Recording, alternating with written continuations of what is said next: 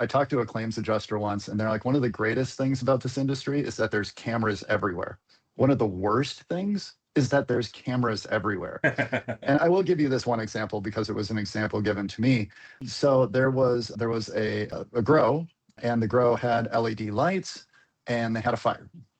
So they went back and they viewed all the cameras.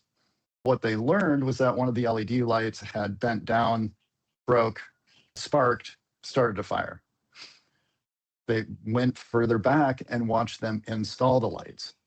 What they learned was that the lights weren't installed correctly.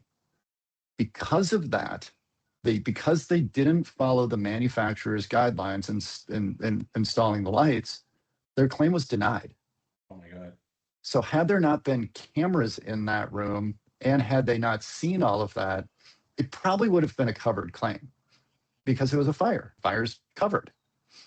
But because they didn't do the installation correctly, they didn't cover the claim.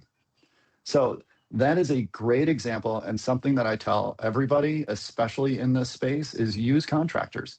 Don't do things yourself. Don't install your own HVAC. If you are installing your lights yourself, have somebody from the company come in or have somebody else there and follow the directions to a T.